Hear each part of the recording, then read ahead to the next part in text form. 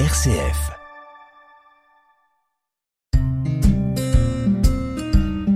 Bienvenue dans Paroles et chemins de prière sur RCF Cœur de Champagne.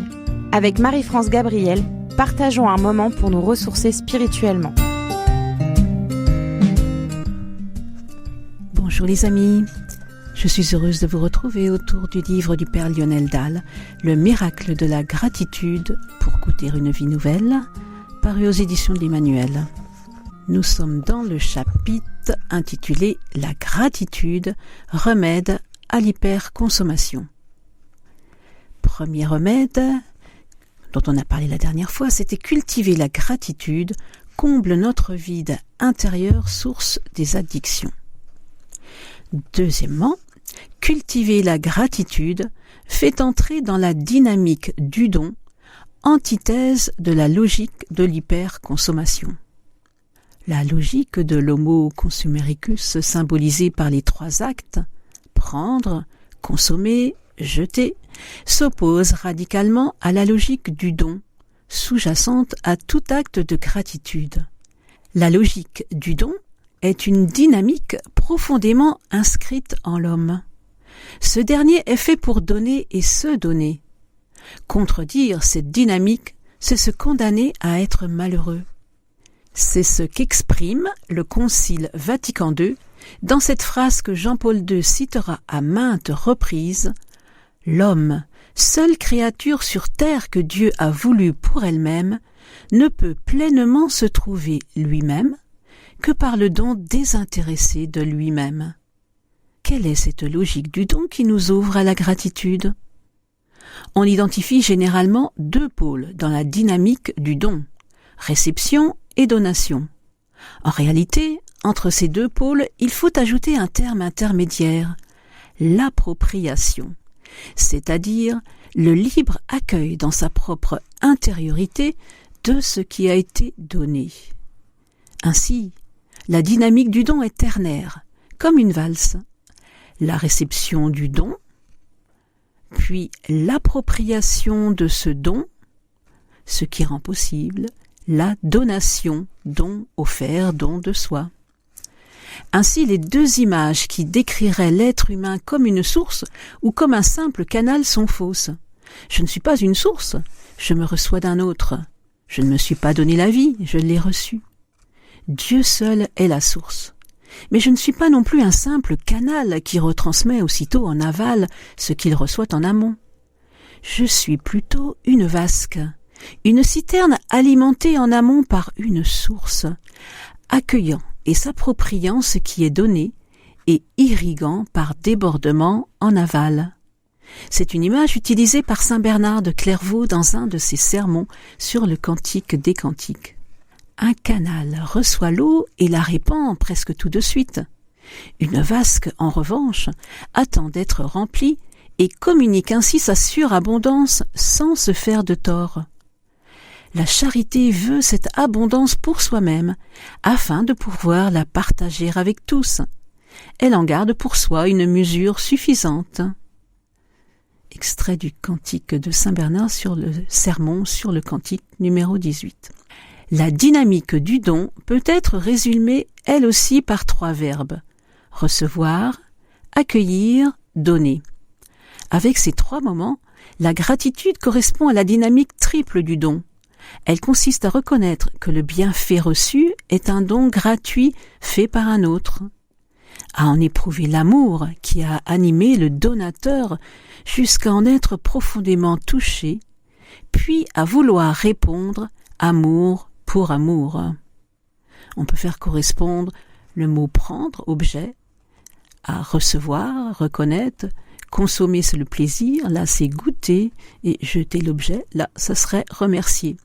Ainsi, la gratitude avec ces trois actes, parce qu'elle nous place dans la dynamique du don, est-elle un remède puissant pour sortir de la tentation de l'hyperconsommation. Un temps de réflexion avec Marie-France Gabriel. Paroles et chemins de prière sur RCF Cœur de Champagne. Troisièmement, cultiver la gratitude ouvre la porte à Dieu, qui seul peut combler la soif de notre cœur. Le sentiment de vide intérieur, les angoisses, sont à la fois le signe de nos fragilités, de nos limites, et aussi du manque de sens de nos vies. Ils témoignent également en creux de la soif d'infini de l'homme. Tout homme a été créé par Dieu et pour Dieu. Dieu a laissé la trace de cela en déposant dans le cœur de l'homme une soif d'infini. L'homme passe l'homme, disait Pascal. Rien ne le satisfait vraiment. Il a toujours soif de plus. Seul Dieu peut finalement combler le cœur de l'homme. Saint Augustin disait « Tu nous as fait pour toi, Seigneur, et notre cœur est sans repos tant qu'il ne repose en toi. » Ainsi le vide existentiel que nous percevons est-il un appel à ouvrir nos vies et nos cœurs à Dieu. La consommation est une stratégie de diversion.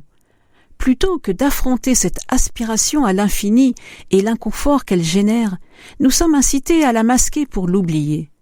Mais elle revient sans cesse. La réponse définitive se trouve dans l'accueil du Dieu trinitaire. La gratitude nous aide à cela. Elle nous permet de reconnaître dans les objets que nous avons des biens qui nous ont été donnés par amour par le Créateur. En cela, elle est une porte puissante pour ouvrir nos cœurs à Dieu. Sainte Thérèse d'Avila disait « Que rien ne te trouble, que rien ne t'épouvante. Tout passe, Dieu ne change pas. La patience obtient tout, celui qui possède Dieu ne manque de rien. Dieu seul suffit.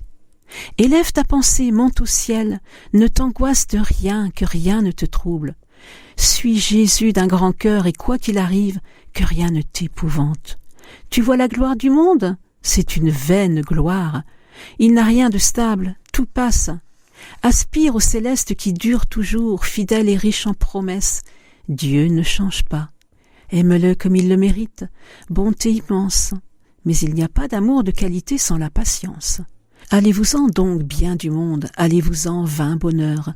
Même si l'on vient à tout perdre, Dieu seul suffit. Un moment de prière avec Marie-France Gabriel. Paroles et chemin de prière sur RCF Cœur de Champagne. Seigneur, toi seul peux combler notre cœur. Fais grandir en chaque chrétien la confiance en ton amour, la gratitude qui aidera à dépasser les difficultés ou les épreuves du chemin. Avant de nous quitter, je vous propose un chant de chorale psalmodie, chant intitulé « Ma valeur ».